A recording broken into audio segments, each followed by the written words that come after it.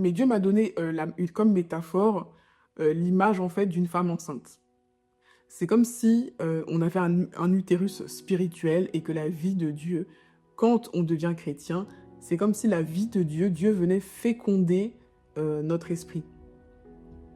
Et maintenant, cette vie-là, il la dépose en nous et c'est nous qui pouvons mener cette vie à terme ou qui pouvons la tuer de diverses manières. Et ce que Dieu me disait là, en parlant justement de Paul, les deux ont parlé comme s'ils étaient des mères en fait.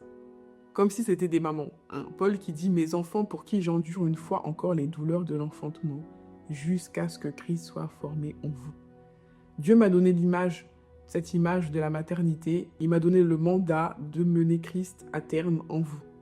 Christ est en toi, mais tu ne le vois pas. Christ est en toi, mais tu ne le sens pas. De même qu'une femme enceinte, quand elle est enceinte, au début, tu vois rien, tu sens rien, mais ça ne veut pas dire qu'elle n'est pas enceinte. Donc aujourd'hui, Dieu veut faire sortir son peuple du désert.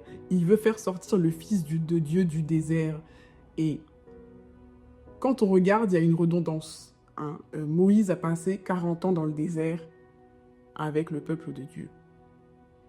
Jésus a passé 40 jours dans le désert jusqu'à ce qu'il soit manifesté aux yeux du monde.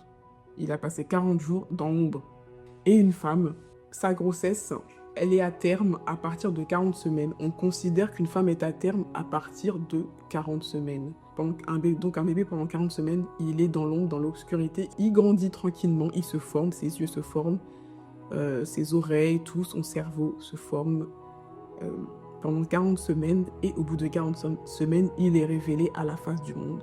Et Dieu me disait maintenant, c'est le temps que le Fils de Dieu soit révélé. C'est le temps que le Fils de Dieu soit formé en toi et que la révélation des fils de Dieu se fasse. La création tout entière soupire après la révélation des fils de Dieu.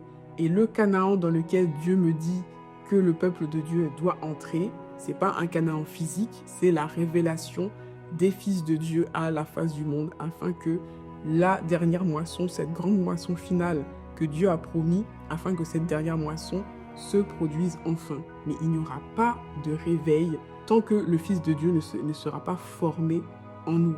Il n'y aura pas de réveil sans ça, parce que Dieu n'envoie pas sa gloire n'importe où.